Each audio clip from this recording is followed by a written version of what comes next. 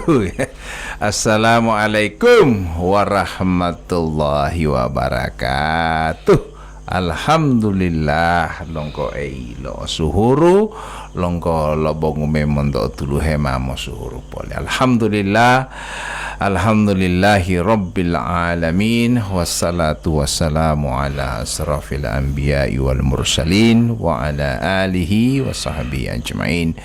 Pendengar yang sama dirahmati Allah Subhanahu wa taala, Tato Poliama, Tof FM maupun yang ada di Cahaya FM, kita sama sudah memasuki hari yang ke-11.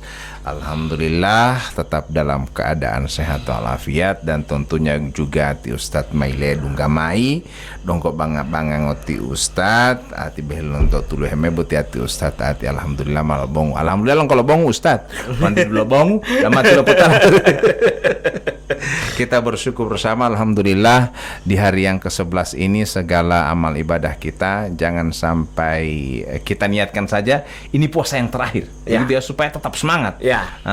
Kalau misalnya donggo berleha-leha, ini semakin dekat dengan pertengahan, mari jangan sampai medungga waktu tulo umamata 29 hari bulan suci Ramadan. Kita ini dapat haus dengan lapar saja tidak dapat apa-apa.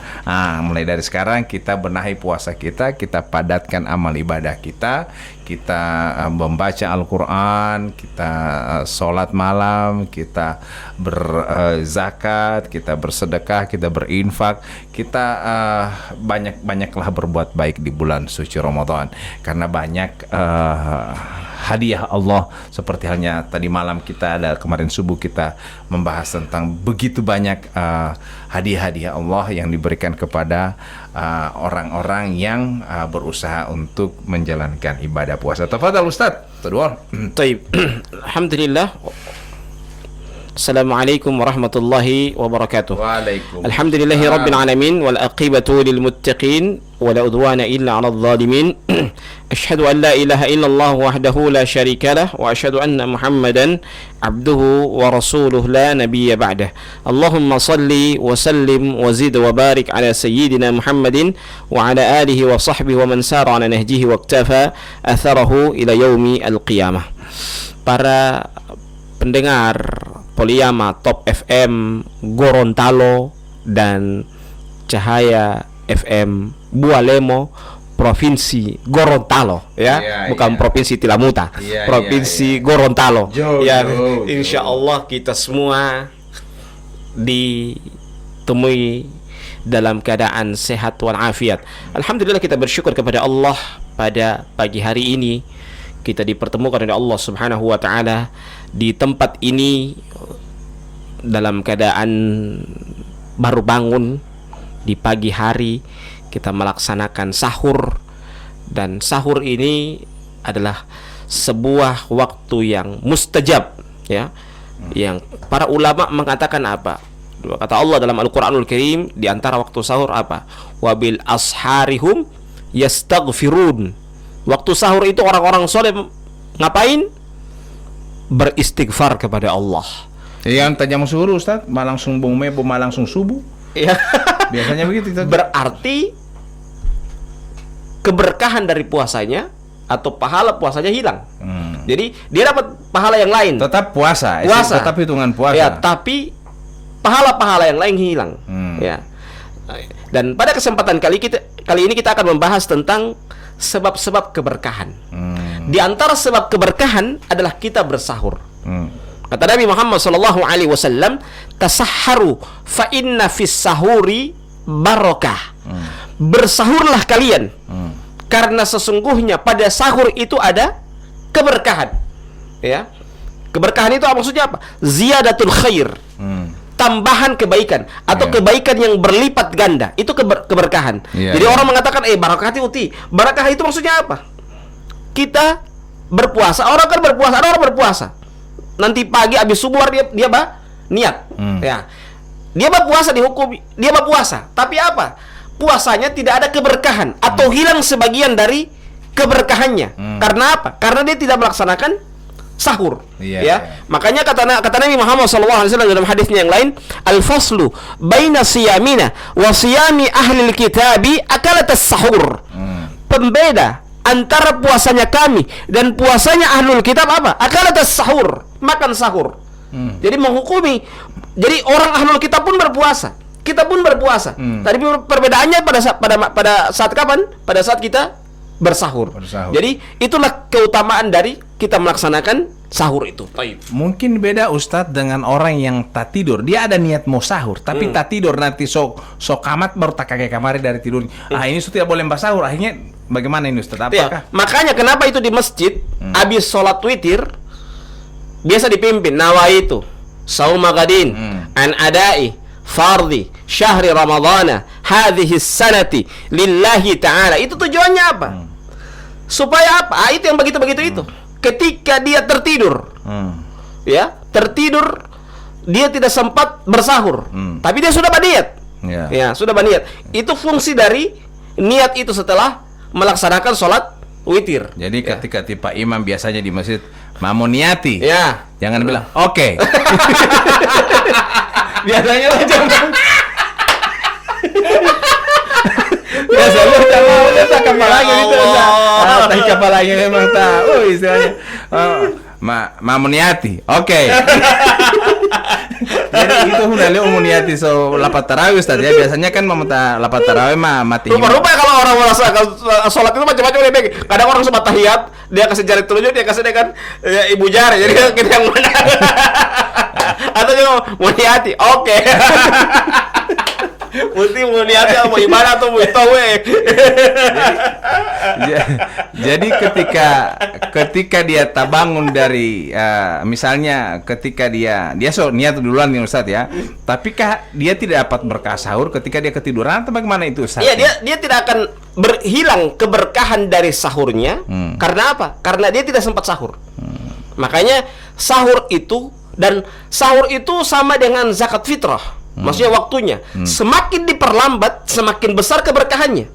Jadi beda antara orang sahur jam 3 dengan sahur jam 4. Beda. Diperlambat ini maksudnya nanti detik terakhir, bukan diperlambat lalu main jam 3 ala terus. Dia mau boleh juga begitu. Kalau dia mau tutup MPT itu ukul terus. Tapi jangan hanuk juga ente mau alasan begitu. Artinya toh ombong ngaboti bulu taya ada sepertiga makanan, sepertiga air, sepertiga udara. Coba yukin mau makanan itu semua. Malah potingo. Ya. Jadi seperti itu ya. Jadi sahur ini ada berkahnya, tapi ada aturannya. Jangan sampai kita orang bikin aturan sendiri. Oleh Ustadz semakin diperlambat sahur, semakin ada berkahnya. Nah, yang dimaksud dengan perlambat ini bagaimana? Diperlambat itu mendekati sholat subuh. Ya. Jadi beda antara orang yang sahur jam 3 dengan sahur jam 4. Beda. Kalau dia sahur jam 3, keberkahannya dia ada keberkahan, tapi tidak seperti orang yang sahur jam 4. Kalau sahur jam 4 berarti dia mendekati subuh. Makanya kata Nabi apa? La yazaduna ummati ala khairin ma'ajjalul fitra wa yuakhiruna sahur. Senantiasa umatku itu dalam kebaikan. Kapan? Ma'ajjalul fitra, ketika mereka mempersegerakan dalam berbuka. Mempersegerakan maksudnya apa? Ketika azan berkumandang dia langsung yukul. Yang lagi tunda-tunda. Karena persamaan orang-orang Yahudi itu ketika mereka berbuka beda dengan orang Muslim. Kalau orang Muslim berbuka belum ada bintang. Kalau orang yang Yahudi berbuka itu sudah ada bintang. Itu perbedaan antara orang Yahudi dan orang Muslim. Orang Yahudi juga berpuasa, orang Muslim juga berpuasa. Tapi perbedaannya di situ. Orang Muslim ketika dia berpuasa, dia berbukanya sebelum ada bintang. Kalau orang Yahudi berbukanya sudah ada bintang. Begitu juga orang ahlul kitabnya ketika mereka berpuasa mereka tidak sahur. Kalau kita makan sahur. Maka kalau kita ingin mendapatkan kebaikan pada saat kita melaksanakan sahur, kita perlambat sahur kita. Taib. Jadi itu yang pertama. Berkah yang kita peroleh di bulan Ramadan itu adalah berkah sahur. Nah, makanya dia mampu itu tuh suhuru boti zaman lima kakarangan lo misalnya mamu suhuru lo mulo patamam tuluhu. Biasanya kan seperti itu jam 2 mama mau suhuru nanti mau suhuru lo itu daripada mbong mai puli mulai to hilao. Mendingan mau suhuru lain bagaimana ini Ustaz? Taib. Jadi kalau sahur itu sahur itu ukurannya bagaimana kita sahur itu kita mendapatkan keberkahan. Jadi aturan mainnya kita ukuran sahur itu mulai dari 3:30. Itu ukuran sahur. Ya, jam 3 atau jam 3 itu kalau ada misalnya di masjid bangunkan sahur atau keluarga kita membangunkan sahur, bangun kamari, ya. Mungkin cuci, sikat gigi, wudu, baca Quran dulu. Baca Quran atau kita sholat malam dulu. Sholat malam. Menunggu 3:30 jam 4. Begitu caranya supaya tak isi gada itu waktu-waktu di waktu sahur. Karena di antara amalan-amalan orang soleh itu kata Allah apa? Wabil asharihum yastaghfirun. Pada waktu sahur mereka beristighfar. Jadi kesempatan kita beristighfar kepada Allah Subhanahu wa taala, ya. Hal min sa'ilin fa'ataituhu, kata Allah. Siapakah orang-orang yang akan meminta kepadaku? Aku akan berikan apa yang dia minta ketika dia berminta kepada Allah Subhanahu wa taala pada waktu 1/3 malam. Itu kepada orang yang sahur. Ya. Bagaimana dengan orang yang membangunkan sahur? Dia dapat pahala. Bayangkan kalau 10 orang yang tak bangun yang DP suara bangun sahur, 10 orang pun dia dapat keberkahan yang berlipat-lipat ganda. Gitu. Yang penting juga kasih bagus juga kasih bagus sedikit. Jangan mau biasanya orang kasih bangun sahur itu anak-anak dengan keliling desa dorong sahur. Itu bagus itu ya. Yang penting dapat suara juga jangan sampai tidak sampai mengganggu ya. Jadi jangan sampai ada orang yang tak bangun sahur bukan tak bangun, jantungan. Akhirnya jangan sampai Allah begini Ustaz. Sahur hello muli sahur kiapa ente bahasa sahur hello muli jangan sampai mengganggu jadi anak bawa palan sahur. Itu Ustaz bilang jangan sampai mengganggu jadi bawa kecil ke sana suara itu ya. Jadi ukurannya itu bagaimana kita bersahur, kita menghukumi sesuatu sahur itu atau membangunkan sahur itu jangan sampai mengganggu orang lain. Mengganggu di sini jangan sampai terlalu berlebihan. Dia standar, ya, standar. Dia tidak terlalu keras dan juga tidak terlalu palang juga. Bagaimana ente mau kasih bangun orang kalau ente suara mau palang sekali begitu? Biasanya Ustaz lima sedangkan kok olah atau pintu lem hete dulu jambong apalagi bo palang sahur ini biasanya memang deh ngulo lada tang lada pintu dia Ustaz tak boleh ya lo. Boleh ente hete apa mau kiapa ente dia kasih bangun sahur kita tadi malam ada kasih bangun ente. Besoknya karena dia tidak terbangun itu alio daping akhirnya lo bangun tuh dulu kalau perlu mau video anak kasih bangun ente nampak DP bukti ada kasih bangun bawa ente anak kasih bangun buta tidur ulang. Jadi pahala buat orang yang membangun sahur. Jadi kalau perlu juga ketika kita orang sudah basahur dia juga terang tetangga. Laila itu toh helio mau tati atau kalau dia hidup lampunya berarti dia sahur. Iya, atau baterai kamar sudah sahur toh. Aman kalau begitu. Ya. Tapi kalau dia masih galap, ya. Berarti belum bangun atau bisa jadi dia sahur jam 2. Sudah menunggu sudah nih. Sudah jam 2 itu mayuki jam 2 itu. Jadi kita juga lihat tetangga tinggi. Kita membangunkan tetangga itu juga penting. Jadi kalau ada umal di pitomota. Apalagi kan hari ke-11 di Ustaz ya. Kalau hari ke-11 di biasanya kan menu sudah berbeda-beda. Dan kanker juga, kantong kering. Biasa Leon hari ke-11 di kan umat di Dumala. Artinya pertama dia ada bekeng tumis, tidak laku. Dia goreng, tidak laku. Dia iris-iris kekacil lagi, dia bos tidak laku. Dia bikin acar. Dia campur dengan laksa. Supaya tetapi menu tidak berubah dia itu. Baik, pendengar, bagaimana dengan orang yang membangunkan sahur di masjid Ustadz? Ada panitia masjid, kemudian apakah memberikan sahur kepada orang pahalanya sama dengan memberikan buka puasa Ustaz? Sama. Ya, sama karena kan dalam hadis itu memang hanya buka puasa. Tetapi di situ di dalamnya juga memberikan sahur, ya. Man aftara shaiman falahu ajruhu wa ajruhu man amila biha min ghairi ayan qusa min ujurihim syai. Barang siapa yang memberikan buka puasa, maka baginya pahala dan pahala yang diberikan buka puasa dengan tanpa mengurangi pahalanya. Ya, ini menunjukkan itu pun sebaliknya. Sedangkan memberikan buka puasa dia dapat pahala, apalagi memberikan sahur itu lebih tinggi lagi. Iya. Gitu. Karena kalau buka puasa kan kadang-kadang mau snack, maksudnya bukan menyepelekan buka puasa. Biasanya kan mau makanan ringan, misalnya mau kue, bubur ayam. Tapi kalau sahur kan biasanya makanan berat. Iya. Ya, maka tentunya pahala lebih besar juga adalah ketika dia memberikan sahur kepada orang lain. Nah, Ya, biasanya kalau ada panitia masjid kan biasanya orang mau antar ke sana sahur. Iya.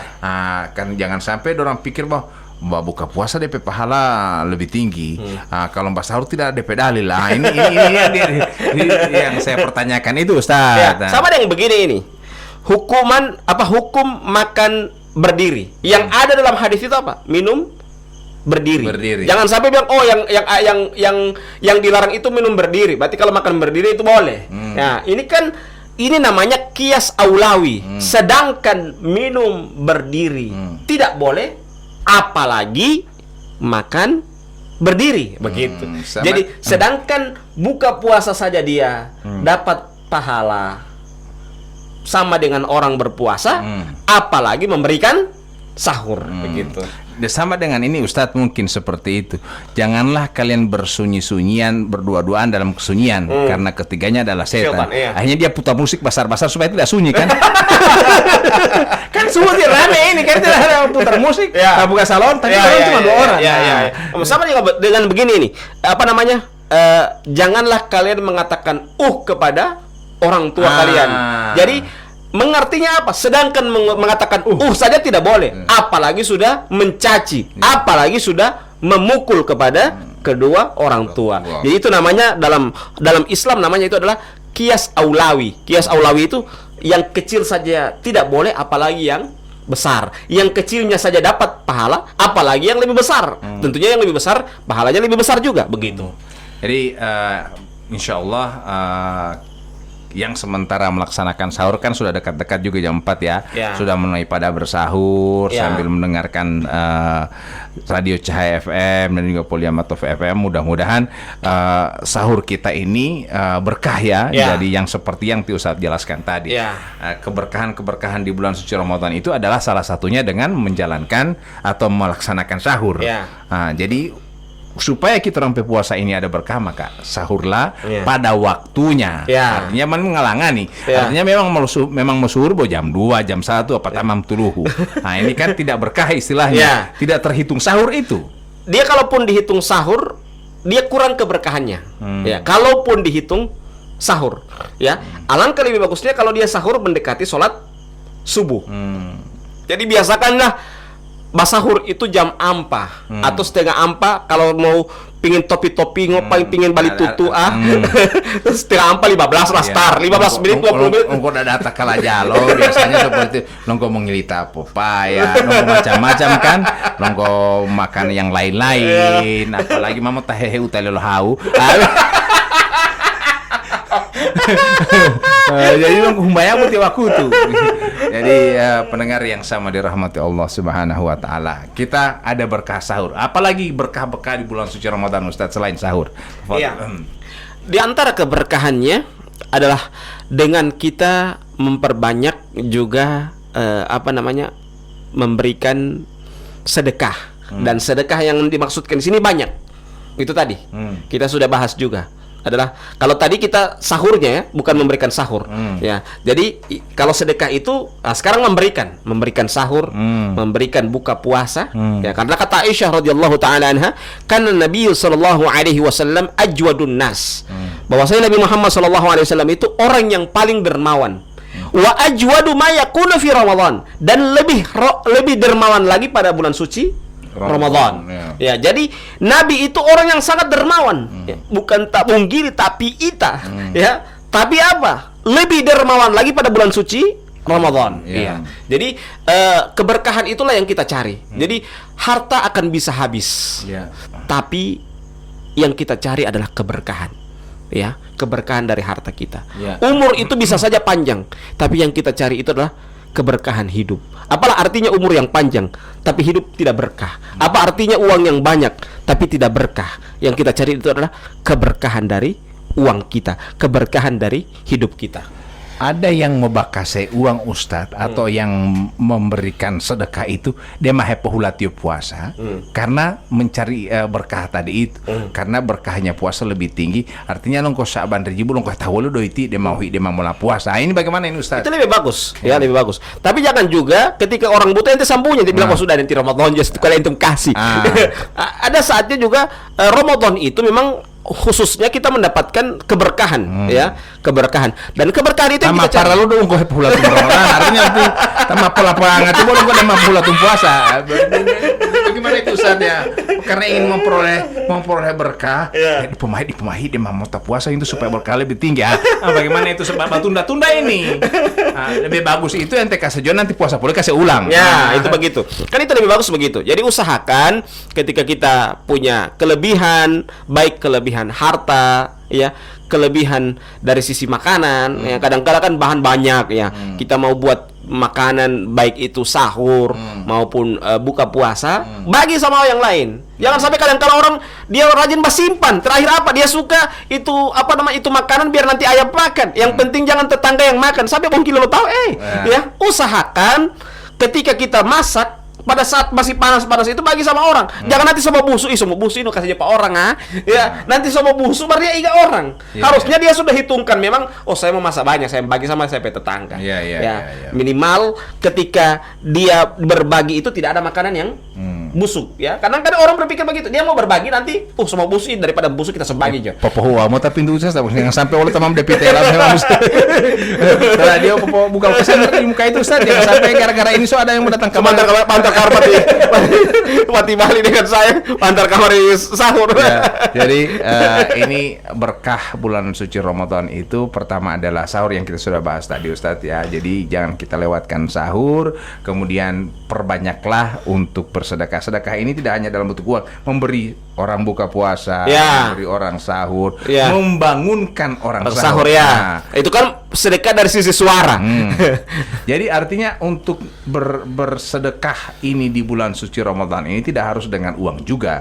Kalau kita tidak punya uang kan banyak hal. Misalnya membantu membersihkan masjid.